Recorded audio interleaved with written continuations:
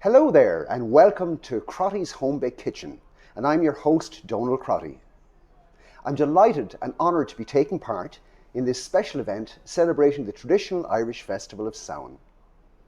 Firstly, I'd like to say thank you to the Ambassador Hilary Riley, to Catherine Aylward as Organiser-in-Chief, and to the staff in the Irish Embassy in Malaysia for making this event possible. So what is this all about, and why in a baker's kitchen? Well, food plays a great part in national festivals, and Ireland is no different. Samhain was the celebration of the turning of the year after the crops were brought in and things were being readied for the winter time. So families would get together and celebrate with feasting and drinking, and part of the feasting was the baking and sharing of the Barm Brack. Barm Brack is known in Ireland, or traditionally known in Gaelic, as Barm Brack, meaning speckled loaf, because of the fruit in a leavened bread. The reference to barm is the froth when fermenting beer and ale, when the fruit will be soaked to add a deep richness. Well, that kind of got dropped a number of years ago, and for most people, it's a matter of now soaking in a good pot of stewy tea, black tea. But anyway, let's get on with some baking. So first of all, we have the ingredients here in front of me. I've weighed out them already just to save time. So our first item, of course, is a kilogram of flour. So basic baker's flour with high protein. Then we have brown sugar. We have some salt. We have some spice. And we have some butter. And then, of course, we have the vital ingredients, which are, to raise it, we have some yeast here. And we have this large volume, 900 grams, for 2 bracks of sultanas. So what we'll do first basically is we mix all the dry ingredients together. So I put in my there, and we get a little bit of mixed spice. Ooh, yeah, let's go for it. Go on, a little bit more. Perfect. Okay, and then we just bring those together. Fold them together. Perfect, perfect, perfect. And then we're going to add some of the wet ingredients. So we'll add the butter, and I've melted the butter just to make it easier. And then what's really important here is our yeast. So we're going to start up this yeast. And what is starting? Basically, the yeast itself is dried. It's instant yeast. In many bakeries, they will use live yeast. But in this one here, it's instant yeast. So we'll just stir that up here.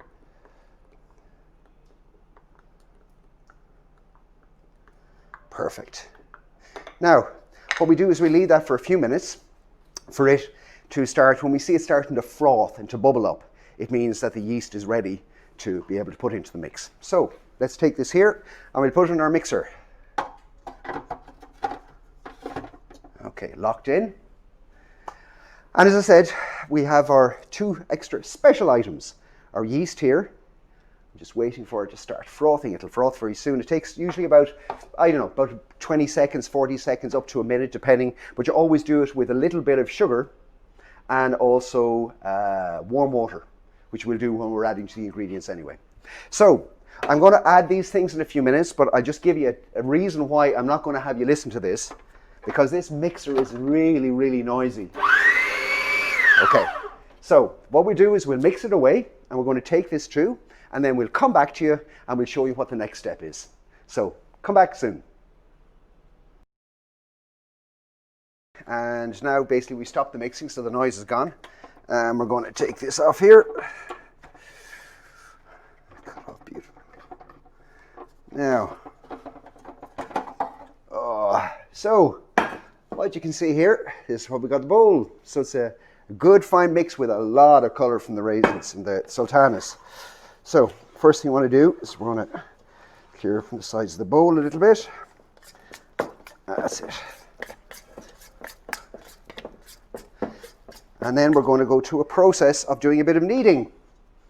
So I'm going to put some flour on the board, and then put a little bit in my hands as well. So tell you, taking this is such a thing of beauty if you look at it. You get the smell. The sultanas and the yeast. I tell you, it's beautiful. So, as I said, an essential part of any baking of yeast bread is kneading.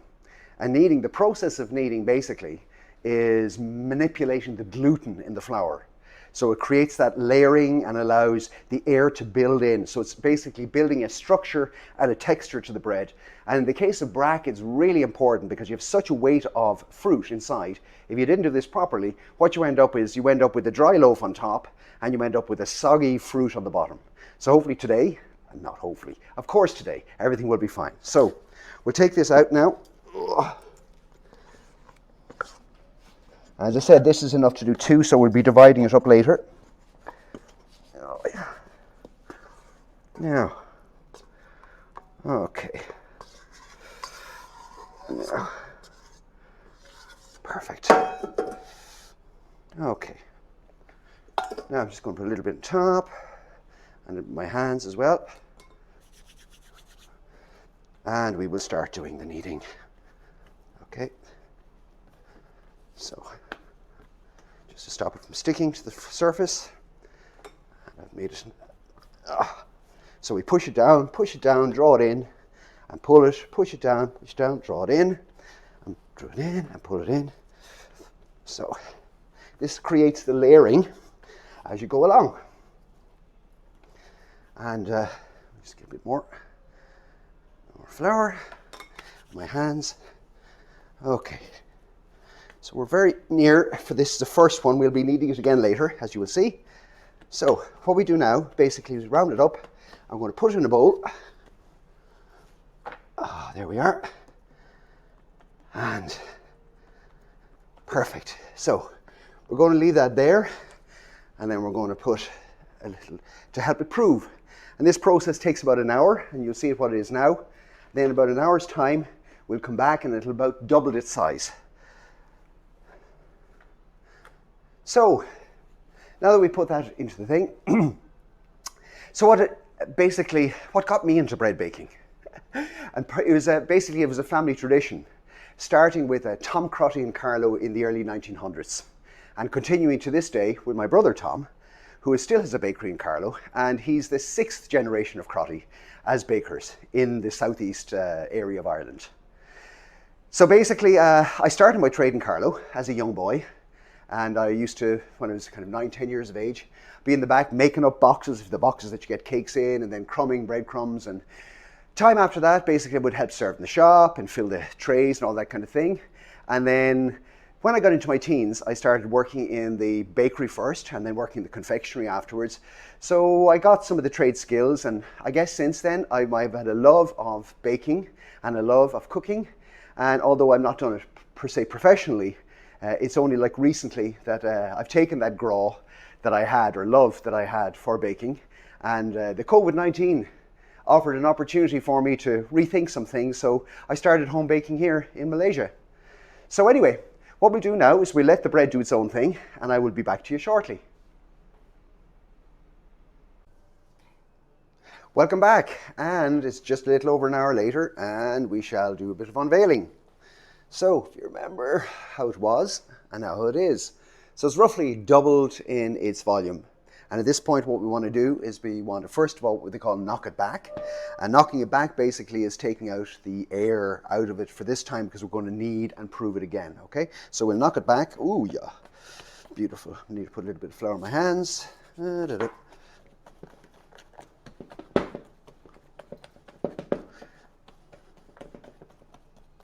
And we'll put some flour here on the surface. Very good. And then we'll take it out of the bowl.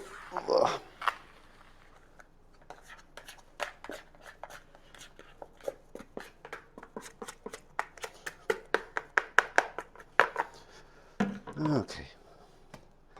A bit more flour in it. It's nice and wet. Okay. And we just do a little bit more kneading on it. So, as we said before, push it out, draw it in, push it out, and again, we're just helping with the gluten to activate it. Push it out, take it back. Right, once more. Very nice, very nice. So, what we do now is we take it into one, and we're going to divide it into two, because we're going to need to put it into our tins. So let's just going to do it roughly. So this amount here is giving us about 1.4 kilos per side. So we'll just see how accurate we're done here. The quick weight. Oh, 1.4 kilos exactly. So now what I have here is I have 2 grease tins. So they're 7-inch, 3-inch tall tins. We just give them a final greasing. And then we put them into each one of the tins. Push it out a little bit. Okay, and then we have our second one. And again, I want to draw it around, give it a nice shape, put it together. And put it into our tin. Push it out to the side. Oh, it's looking great. The smell. I don't know whether, if you know bread, some people kind of think really odd. But when you come from a baking family, one of the things when you get bread is you want to smell it. It's that beautiful smell of yeast and a beautiful sweetness, in this case, coming from the sultanas. So what we're going to do now is we're going to leave these again lie. So I just put them to the side here. And I put the cloth over this again, okay?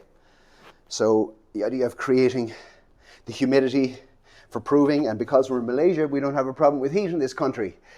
This time of day, it's roughly 34 degrees Celsius outside, so it's warm. Okay, so talking about the Barm Brack again, and the traditions related to it. And one of the traditions that there always was in Ireland is that at Halloween time, basically we would put different objects into the Barm Brack. And in our bakery at home, we kept it just down to the one item. And it was basically related to your life, and it was a time for passion and love and all that kind of thing. So, but it was talking about what your fortune and your future would hold for you. So you put these items in, and basically there were 7 different ones available. The one most commonly done was a ring. And if you got the ring in the brack, then basically it says that you're going to marry within a year. And then the next one was a pea. And a pea meant that you'd get married sometime, but it wasn't going to be anytime soon. And then there was a thimble, and a thimble was a definition in terms of a spinster or alternately a bachelor. And then there was a stick, which meant you were doomed to an unhappy marriage. And then there was a piece of cloth, which meant poverty. And then the second positive one was a coin, which prophesied good fortune and wealth. And finally, there was a medallion, which meant you'd become a monk or a nun, and I don't really get that one. But anyway, they were all stories or whatever as is related around, and it made it interesting when you were cutting the brack, because as a kid, I remember, although we only had the ring in the brack, we'd always be so looking forward to when the opportunity came to cut your slice, and you wanted to make sure. And it was like disappointment when you think, when you'd be cutting down through it, and you kind of, and then you wouldn't, oh, you missed out your ring. But like all times of year, Halloween, of course, is all about stories. Or Samhain is all about stories. And as kids, remember in Carlow, where we would go trick-or-treating. And trick-or-treating was a little different in the sense you had to perform. So we would dress up in our costumes, whatever they were. We were all sorts of things, and I'm sure much of it politically incorrect today. But we went around the houses, and I remember one specific year that we were dressed up as Arabs, and we had towels on, trying to pretend we were Arabs. And my brother basically had just got a guitar or whatever, so he was playing. And we'd all, like I say, a poem or sing a song or whatever. And my particular song that I would sing when I was young was appropriately a song called A Jug of Punch. So I'm not sure how great it was, probably not, and maybe that was the reason that people actually gave us our things and then moved on from there. And then a second story I always remember, time of year, typically October in Ireland is a time of year when it's quite windy.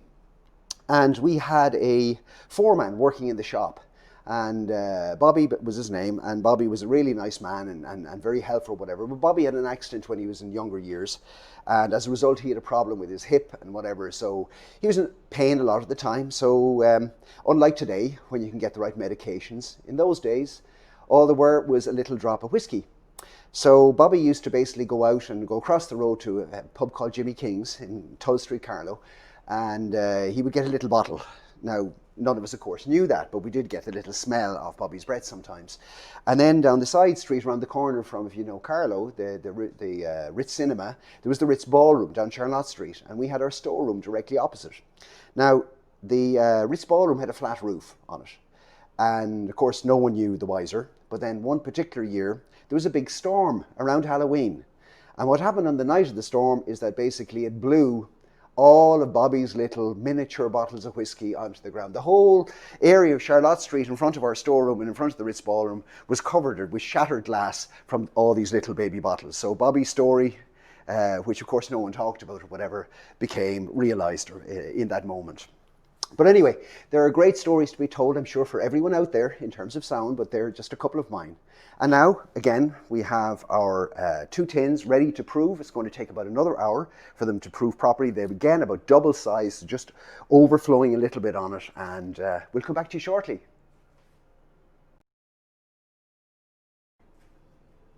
Well, back to you again. And now we have our 2 unveiling. Now, see these babies here? See how they've crowned up above the top?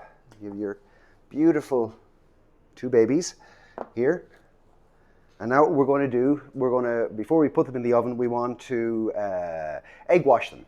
And basically egg wash is just a mixture between eggs and milk, and it gives them a nice sheen on top when they're actually baked. So here we go. So nice egg wash. Spilling, spilling, spilling, making a little bit of a mess, but sure, hey. Isn't that what a kitchen is for? Oh gosh, the smell is killing me.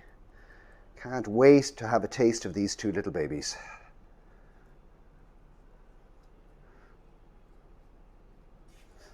Yeah, okay. Beautiful, beautiful, beautiful. Okay, we'll clean up afterward. Now, they look good. Perfect, perfect. Yes.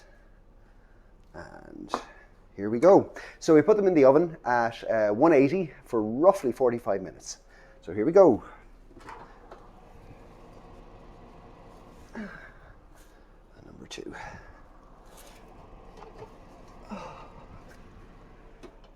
Okay, so we have those babies in, and we'll be coming back to you in 45 minutes, but just a little more about the story of my bakery background in Carlow.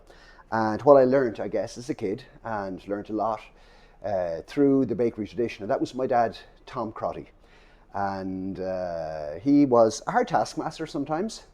But basically, he had 3 elements which he considered to be really important in terms of running a bakery business. And the first one was about the customer. He was one of those people in those days before, if you know, in Ireland, the Fergal Quinns, he was one who truly believed that spending time out with your customers. So every day he spent time out in the shop with customers, learning what they liked, having engagement with them, and showing that they were appreciated in what they did. So really important. And that helped me in my life, because afterward I went into customer services, and I used the basic philosophies in terms of the connection and engagement for thereafter. The second element that he talked about was in terms of quality. So as it applied to quality, basically, you had the manufacturing part, the process, making sure it was right. And he focused on that, and through investments he made in plant and other equipment, but never went to full automation, because he believed that the hands-on touch was important. So the quality, how the product was. And then the third element, or the second part of quality, was basically our home in Carlow. And this was quality central. And that was where basically the products were brought home. And I tell you, often Dad would bring home stuff, and they could be existing product or probably new product to try out. And he would go back with a story which wasn't necessarily a positive one all the time. From our critique, and the greatest critique we had was our mum, who really cared in terms of what quality that we actually did as a company and how that went out. And then the final element was one of choice. And my dad believed in the idea of, even though people have their natural defaults, they kind of pick their preferences and they go for what they like. In terms of opportunity, that they have a choice to make, and whether they take it that day or they take it another day, or they have a special people visiting them where they would be wanting to try out something, they might actually do that. So the idea of going back, customer, quality, choice, that was a great learning that I got from my career and from my life, and I'm still applying it today now that I'm actually back baking myself. So our 2 bracks are in the oven, and in 45 minutes time we'll be taking them out, and then we get the opportunity to taste them a little later. Okay, time to take the brack out of the oven.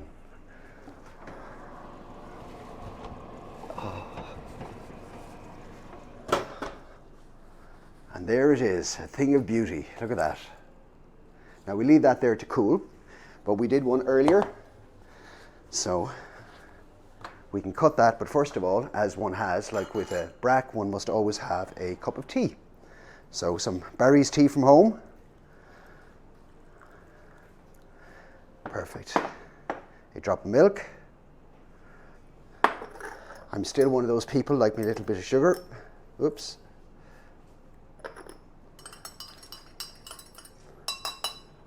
And then we cut the brack from earlier.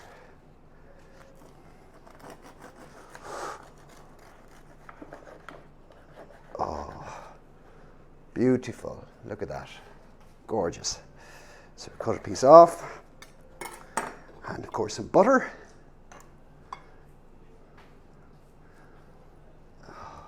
We'll have a taste. Mmm.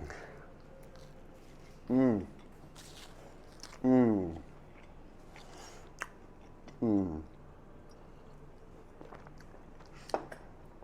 And of course, just here in front, I have some little things did up earlier where you can do different things with sour products. So brown bread, wholemeal bread, fairy cakes, scones of different varieties, and just teaching some of the locals what it is they can actually have here. So in closing, I hope you enjoy the experience, and I thank you very much for your time. And I would like to say a few thank yous to the people at home. So to my mum and dad, without them I wouldn't be here and I wouldn't have this capability.